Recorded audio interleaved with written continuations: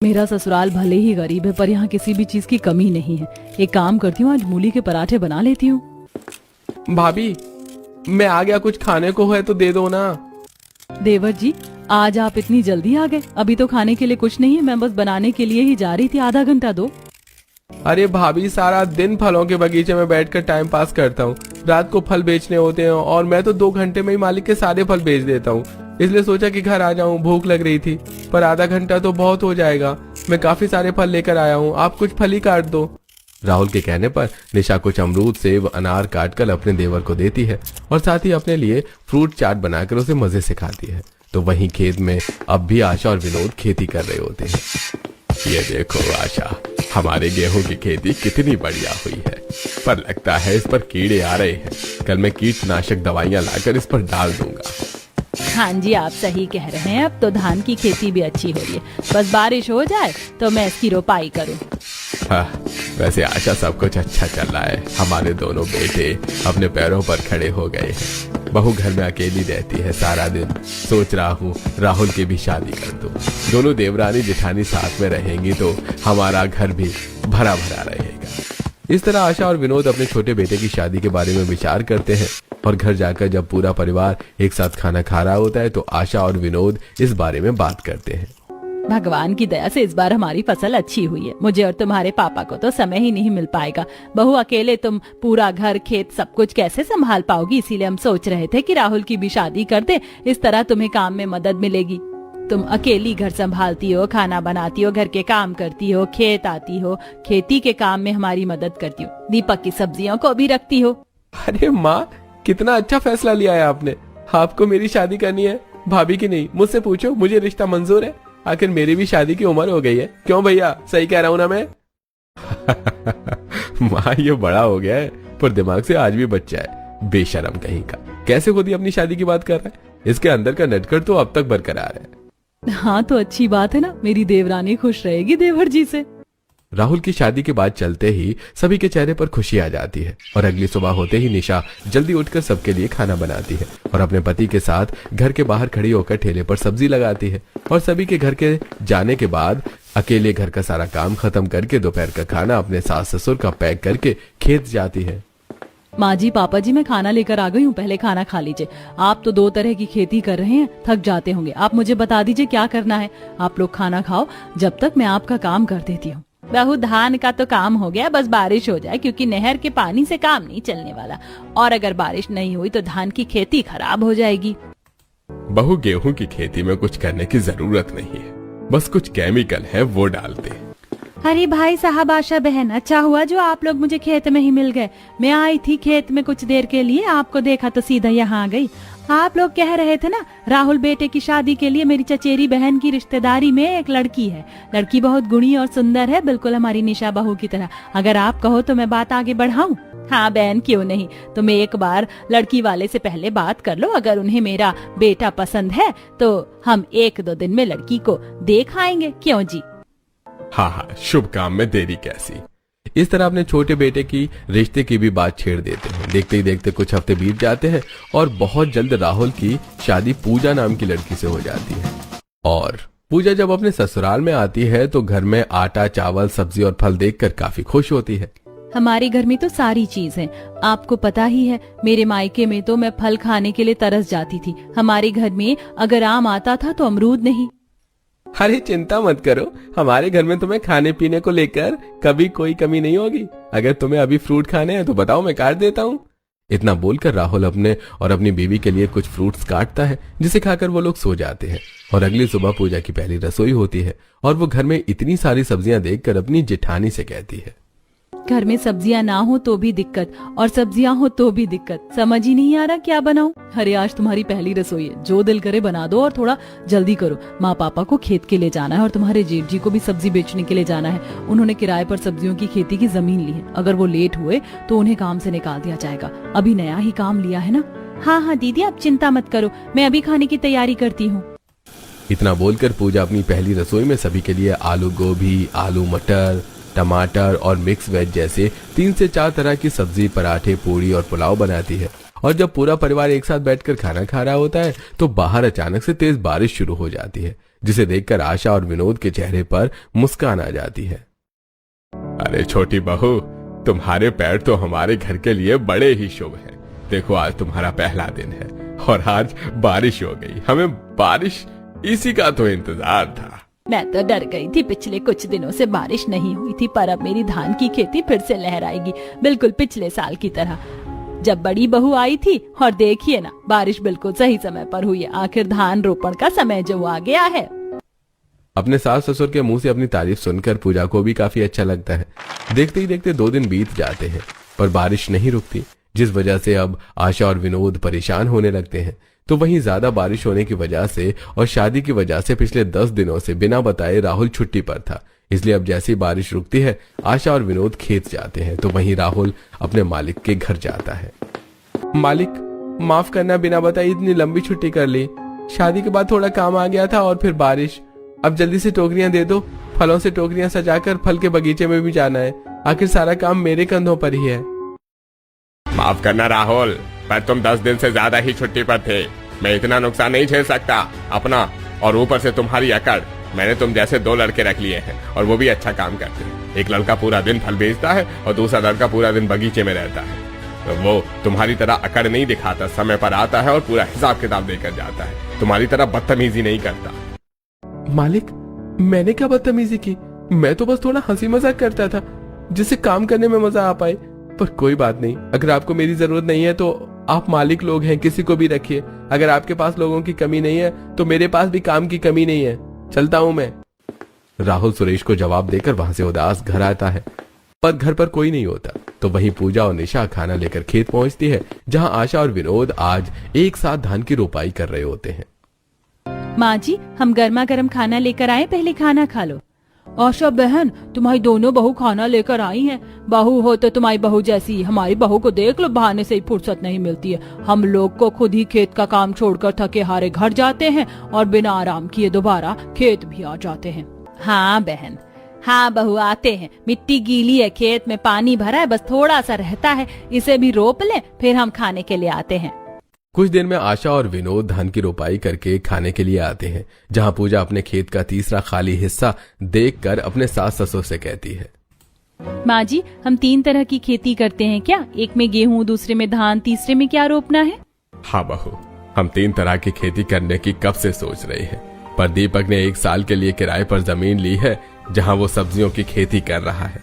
बस हम उसी का इंतजार कर रहे हैं। 1 साल पूरा हो तो उसके बाद हम अपनी इस जमीन पर सब्जियों की खेती करेंगे।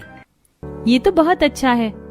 इस तरह बातें करते हुए आशा और विनोद खाना खाते हैं। कुछ ही देर में पूजा और निशा खाने का बर्तन लेकर घर जाती हैं, जहां राहुल को देखकर दोनों परेशान हो जाते हैं। देवर जी, आप इस वक्त घर में सब ठीक तो है? अब राहुल परेशानी सारी बात अपनी भाभी और बीवी को बताता है, जिसे सुनने के बाद वो लोग भी परेशान हो जाते हैं। और शाम को सब्जियां बेचकर बचे हुए कुछ सब्जियां लेकर दीपक घर आता है। तो वहीं विनोद और आशा भी घर आते हैं और राहुल को दुखी देखकर उसे उसकी परेशानी की वजह पूछते हैं। और जब सभी घर वालों को यह पता चलता है कि राहुल की नौकरी चली गई है, तो अब पूरा परिवार उसे दिलासा देता है। कोई बात नहीं बेटा, नौकरी चली गई तो पैसे भी हमने अपनी जमीन की 3 हिस्से कर रखे हैं खेती करने के लिए। 2 पर हम धान और गेहूं कर रहे हैं, 1 पर तू सब्जियों की खेती कर लेना। अगर सब्जियों की नहीं करनी तो फल की कर देना। दीपक तो काम कर ही रहा है। पापा ने बिल्कुल सही कहा छोटे, तुझे दुखी होने की जरूरत नहीं है। अपने घर वालों की बात सुनकर राहुल को थोड़ा अच्छा लगता है। इसी तरह 2 दिन बीत जाते हैं और एक दिन जब दीपक सब्जियों के खेत में सब्जियों की खेती कर रहा होता है, तो अचानक से बारिश शुरू हो जाती है। हे भगवान, ये अचानक से इतनी तेज बारिश कैसे शुरू हो गई? 2 दिन पहले भी तो इतनी बारिश हुई थी। ऐसे तो मेरी पालक और सारे साग की खेती खराब हो जाएगी। परेशान दीपक सब्जी की खेती करना छोड़कर बारिश में भीगता हुआ घर आता है और पूजा अपने जेठ से कहती है, जेठ जी, आप कोई फल लेकर नहीं आए क्या? पिछले 1 हफ्ते से घर में कोई फल नहीं रखा है। राहुल जी की नौकरी क्या गई, हम लोगों का तो अच्छा खाना ही छूट रहा है, और आप 1-2 दिन से सब्जी भी नहीं लेकर आ रहे। रूखा खाना खाया नहीं जाता। पूजा, बारिश की वजह से मालिक का काम नहीं चल रहा है, इसलिए वो मुझे सब्जी नहीं दे रहे। और मैंने जो जमीन किराए पर ली थी खेती करने के लिए, उसमें मैंने पालक मूली की फसल की थी, पर इस बारिश में लग रहा है कि वो भी खराब हो जाएगी। पर तुम चिंता मत करो, कल मैं पक्का कुछ सब्जी और कुछ फल लेकर आ जाऊंगा।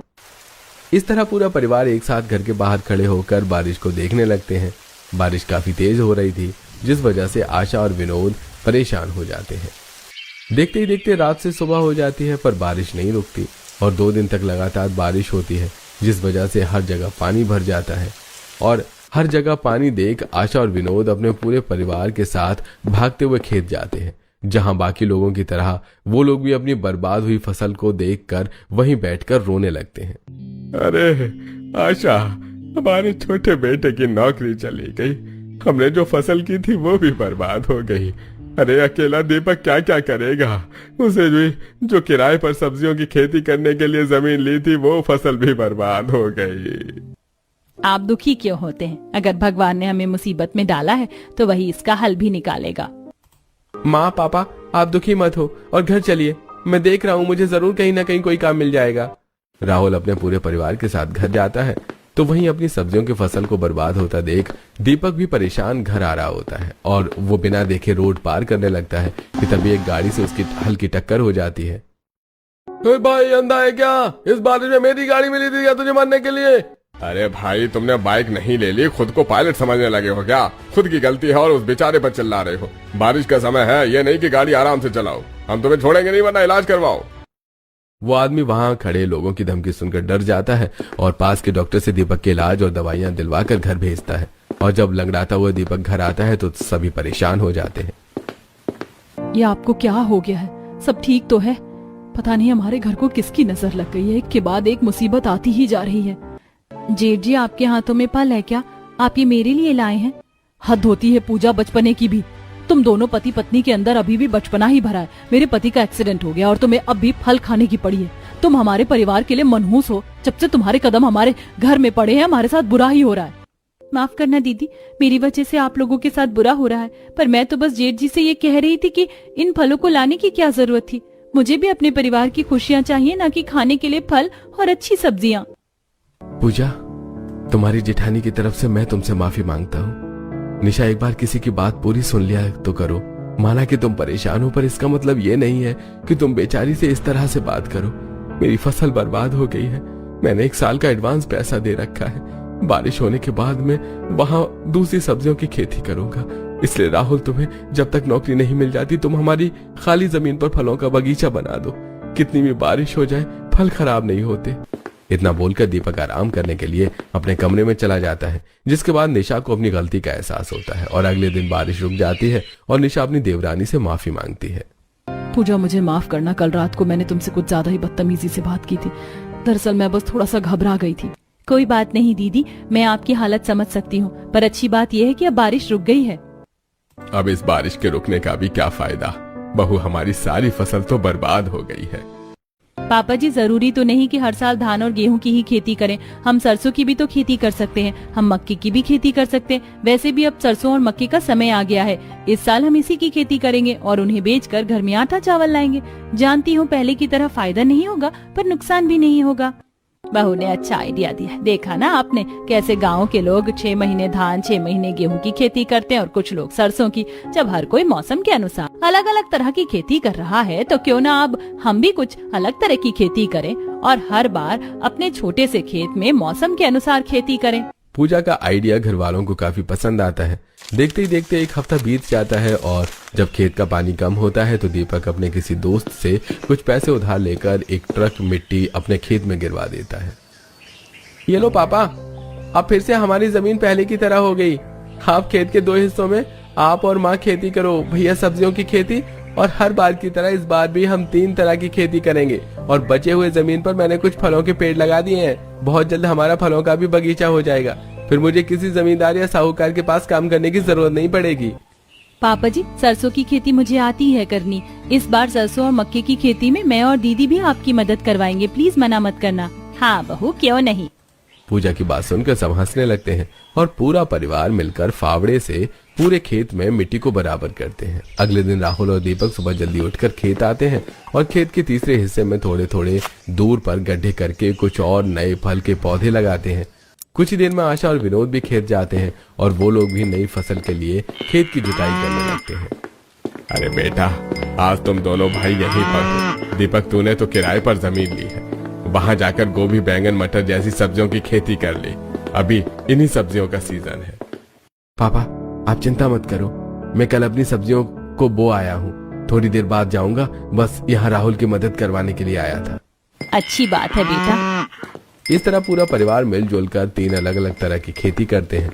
अब समय तेजी से गुजरता है, जहाँ आशा और विनोद मिलकर मक्के और सरसों की खेती कर रहे होते हैं, तो वहीं अकेला दीपक सब्जियों की खेती कर रहा होता है। जहाँ निशा खाना लेकर सबके लिए आती है और अपनी सब्जियों की खेती देख अपने पति से कहती है, मैं आपके लिए खाना लेकर आई हूँ, आप आराम कर लो, खाद और पानी सब्जियों के खेत में मैं दे दूंगी। कुछ ही महीने में आपने कितनी अच्छी सब्जी की खेती कर ली है, इनमें तो फूल भी आने लगे हैं। अभी तो और मेहनत करनी है निशा, जो कर्ज लिया है उसे भी तो चुकाना है, और अभी तो सिर्फ फूल आए हैं, देखना तुम बहुत जल्द सब्जियां भी आएंगी और फिर से हमारे घर में अलग अलग तरह की सब्जियां खाने को मिल जाएंगी। अजी बहुत तेज धूप है, मैं तो थक गई। पूजा बहू अब तक खाना लेकर भी नहीं आई। चलिए ना फलों के बगीचे में बैठ जाते हैं, कुछ पेड़ बड़े हो गए हैं, छाए लगेगी और इसी बहाने हम बगीचे की निगरानी भी कर लेंगे। कल मैंने किसी बदमाश बच्चे को देखा था। हाँ आशा, चलो पेड़ की छाया में बैठेंगे, बहू भी बस खाना लेकर आती होगी। आशा और विनोद कुछ देर आराम करने के लिए फल के बगीचे में चले जाते हैं और पेड़ के नीचे बैठ जाते हैं, जहाँ ठंडी ठंडी हवा चल रही थी। बगीचे में तितलियां मंडरा रही थी और कोयले कुहुक रही होते हैं। तभी पूजा उनके लिए खाना लेकर आती है। पापा जी, माँ जी, हमारी सरसों और मक्के की खेती तो अच्छे से हो रही है। आपको पता है कल रात को राहुल जी भी बता रहे थे, उनकी फलों की बिक्री भी पहले की तरह होने लगी है। चलिए अब आप जल्दी से खाना खा लीजिए। पूजा अपने सास ससुर को खाना खिलाकर घर जाती है और अपनी जेठानी के साथ मिलकर घर के सारे काम खत्म करती है। देखते ही देखते कुछ महीने बीत जाते हैं और आशा विनोद के खेत में अच्छी खासी सरसों की खेती और मक्के की खेती होती है। आशा, हमारा खेत कितना अच्छा लग रहा है, अब खेत काटने का समय हो गया है। माँ जी, पापा जी, मैं आ गई हूँ। आप दोनों अकेले कैसे फसल की कटाई कर पाएंगे, इसीलिए मैं भी आपकी मदद करूंगी। पूजा और निशा भी मिलकर अपने सास ससुर के साथ फल की कटाई करती हैं। कुछ दिनों में सारी फसल की कटाई हो जाती है, जिसके बाद विनोद सारी फसल लेकर बाजार जाता है और उन्हें बेच कर आता है। साथ ही वो कुछ पैसे दीपक को देते हुए कहता है, दीपक बेटा, खेत में मिट्टी डलवाने के लिए जो तूने पैसे कर्ज पर लिए थे वो कर्ज चुका दे। सोचा नहीं था कि इस बार फसल इतनी अच्छी होगी, पर इस बार हमारी फसल हर बार से ज्यादा अच्छी हुई है। अरे पापा, इस बार सिर्फ फसल अच्छी नहीं हुई है बल्कि सब्जियों की खेती भी बहुत अच्छी हुई है, और मैं इतने फल तो मालिक के भी नहीं बेचे जितने आपने बेच लिए। आशा के घर में फिर से उनकी खोई हुई खुशियां वापस आ जाती हैं और अगले दिन जब राहुल अपने बगीचे से फल तोड़ कर लाता है और ठेले पर सजा रहा होता है, तो आसपास की औरतें उसे उसके फल खरीदने के लिए आती हैं। राहुल बेटा, मैंने तो पूरा मार्केट छान लिया, पर जितने ताजे तेरे फल होते हैं उतने ताजे कहीं पर भी नहीं मिलते। मिलेगा भी कैसे आंटी, बाजार में बिक रही सब्जियां और फल केमिकल और इंजेक्शन से बने होते हैं, जबकि हम लोग सीजन के हिसाब से बिल्कुल ताजा और अपने पेड़ के तोड़े हुए सब्जी और फल बेचते हैं। इस तरह अब न सिर्फ बाजार में बल्कि आसपास के लोग भी दीपक और राहुल से उनके फल और सब्जी लेते हैं। तो वहीं अब आशा और विनोद भी हर बार बदल बदल कर फसल करते हैं और इस तरह कुछ ही महीनों में उनकी सारी परेशानियां खत्म हो जाती हैं और उनके घर में फिर से खुशियां आ जाती हैं।